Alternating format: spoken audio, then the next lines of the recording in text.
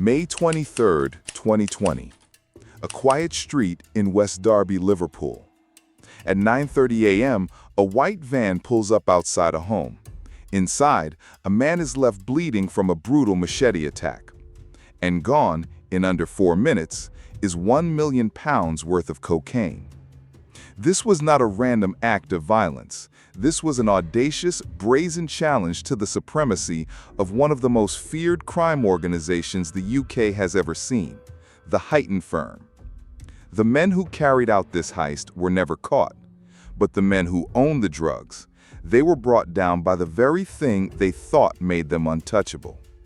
This is the story of how an entire criminal empire was dismantled, not by a witness or a raid, but by a ghost in the machine. A secret police operation that listened to every word, watched every betrayal, and turned the criminal's most trusted weapon against them. To truly understand the fall of this empire, you must first understand the city that built it. Liverpool has always been defined by its port, a gateway to the world, a city built on trade and commerce, but also a city with a deep, dark history of crime. For centuries, its docks and streets have been a breeding ground for organized crime. In the post-war era, figures like the notorious Curtis "Cocky" Warren rose to mythic status, controlling a vast network of drug and arms trafficking. But in the 21st century, a new, more terrifying kind of organization had taken hold, operating with a chilling efficiency that seemed to transcend the old rules. This new power was built on absolute loyalty, extreme violence, and a sophisticated international network. This was the Huyton Firm. The Huyton Firm's rise began in the late 1990s, filling the power vacuum left by the downfall of Liverpool's old guard. Led by the brothers Vincent and Francis Coggins, this was an organization that operated not ruthless efficiency. Vincent, the elder brother, was the headmaster of the organization, a man who saw his criminal business as a legitimate enterprise.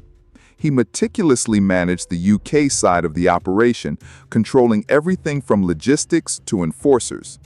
His younger brother, Francis, operated from the sun-drenched coasts of Spain, directing the international smuggling from the Costa del Sol, orchestrating shipments of drugs worth millions of pounds. Their criminal network had a vast global reach, and their power was absolute. But the true power of the Huyton Firm wasn't just in the Coggins brothers themselves. It was in the terror they instilled. Their enforcer, Paul Woodford, was the embodiment of that terror. Woodford's reputation for depravity was so well known that rival gang members testified to the level of fear he could instill. He was the Coggins brothers' instrument of control, the man who ensured that no one dared to cross the firm. Their success was built on a simple code: silence, loyalty, and ruthless violence. Their final weapon of invincibility was an encrypted phone network called EncroChat. This network promised a completely secure, untraceable platform where they could speak freely, detailing their business, their violence, and their lives, with the full confidence that no one was listening. The men who orchestrated this brazen attack were no small-time crooks. They were part of a rival organized crime group from Salford, led by brothers Jason and Craig Cox. The Cox family had a long history in the criminal underworld, and they saw an opportunity. The stash house on Crockdale Road was a crucial but vulnerable part of the Coggins operation, and the Cox crew believed they could hit it and get away with it. The robbery was a strategic, audacious attack on the Coggins' reputation. It was carried out with a terrifying professionalism.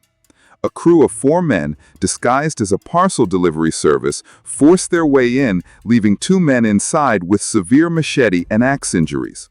They escaped with a massive haul of 30 kilos of cocaine, a street value of over £1 million. When the police arrived, they found a gruesome scene. But the victims, terrified of what the Huyton Firm would do if they spoke, refused to cooperate. For the police, the case was going nowhere. But for the criminals, the incident was far from over. Vincent Coggins was livid. He believed the attack had to be an inside job, a betrayal from within his own ranks. Humiliation was a sign of weakness, and in his world, Weakness was a death sentence. The men who had committed the robbery had vanished, but Coggins was on the hunt. In his blind rage, Coggins landed on the wrong target. With no witnesses and no leads, he fixated on a rumor that pointed to a local dealer, Brian Maxwell Jr., as the mastermind. A rumor that was completely, utterly wrong. But in Coggins' world, truth didn't matter. He was certain this was an inside job, a betrayal from someone close. The messages between Coggins and his enforcer, Paul Woodford, became increasingly violent. Coggins asked Woodford to prepare for a hit, requesting a pineapple, street code for a hand grenade. He spoke of his desire for 4 dead men. Brian Maxwell Jr.'s life was in danger for a crime he didn't commit. This is where another story, a more personal one, begins. Brian Maxwell Sr. was a quiet operator, a man who had built his own smaller empire on discretion, and he avoided chaos and violence. But he knew the rules. When he heard his son's name was being associated with the heist, he knew his son's life was at stake. Maxwell Sr. had proof his son was innocent, but he also knew that truth didn't matter. The only thing that mattered was survival. He made a desperate offer, a ransom of over £1.3 million in land, houses, and cash to save his son's life. Incredibly, Coggins agreed. The deal was done. Maxwell Sr. believed he had bought his son's life and peace for his family. But what he didn't know was what Coggins was saying behind the scenes.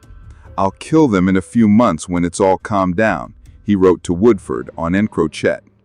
The deal was a lie, a temporary delay. The true price, in Coggins' eyes, was still to be paid in blood. What Coggins didn't know was that while he was planning a murder and accepting a ransom, he was being watched. And not by a rival gang. For months, a joint international task force, led by the French gendarmerie and the Dutch police, in collaboration with the UK's National Crime Agency, had been working on a top-secret mission codenamed Operation Venetic. In early 2020, they achieved the unthinkable. They infiltrated the Encrochet network, the very service criminals believed was impenetrable. This wasn't an investigation, it was a live intelligence feed. For the first time in history, law enforcement had a direct, unfiltered, real-time view into the criminal underworld. Every threat, every transaction, every murderous plot, it was all being copied and sent directly to the UK's National Crime Agency. The criminals, in their immense confidence, made the police job easy. They sent pictures of their families, their homes, and their daily lives. A photo of a specific coffee machine helped police confirm that the handle Moonlit Boat was indeed Vincent Coggins. A staggering 72,000 messages from the Huyton Firm alone were collected. In these messages, they spoke with a terrifying casualness about their business. The police watched in real time as Coggins planned his revenge. They saw the threats, they saw the discussion about a pineapple, street code for a hand grenade. They had a blueprint to an entire criminal world. With a clear view into the criminal underworld, they knew they had to act. They were faced with a critical decision: let the investigation continue or move in to save lives. They chose the latter. The police issued Osmond warnings to Brian Maxwell Jr. and others, informing them their lives were in danger. Meanwhile, they secretly built their case against the real culprits of the heist, the Cox brothers. The entire plot for retribution, the ransom, and the threats had all been based on a lie and a guess. The arrests were silent and swift. On June 16, 2020, under the code name Operation Sub-Zero, a part of the wider Operation Venetic, armed raids across Liverpool and Knowsley led to the arrests of Vincent Coggins, Paul Woodford, and their key associates. The Huyton Firm was dismantled overnight. The Encrochet data, initially challenged by defense lawyers, was ruled admissible in court. The precedent was set. The verdicts were swift and the sentences were severe. The courtroom proceedings became a landmark legal battle. Defense lawyers challenged the EncroChat evidence, arguing that it was a form of mass surveillance and therefore inadmissible. But a judge ruled that it was a live intelligence feed and not a violation of privacy. The precedent was set. In the end, a total of 32 criminals linked to the heist were sentenced to over 350 years in prison. Vincent Coggins was jailed for 28 years and his enforcer, Paul Woodford, for 24 years and 6 months. The Cox brothers were also given lengthy prison sentences, ordered to pay back tens of thousands of pounds in criminal proceeds under the Proceeds of Crime Act. And what of the man who sacrificed everything to save his son? Brian Sr. was also jailed for his own drug offenses, and the £1.3 million he handed over was never returned, seized by authorities. The firm's plan was always to finish what they had started. The fall of the Huyton Firm was a monumental victory for law enforcement. It was a stark warning to the criminal underworld that their secret world was no longer safe. The digital tools they used to shield themselves had become their downfall, and the messages that were meant to be private became a permanent record of their crimes. But it also raises a final, chilling question. In a world where technology is always evolving, what new hidden world has already emerged?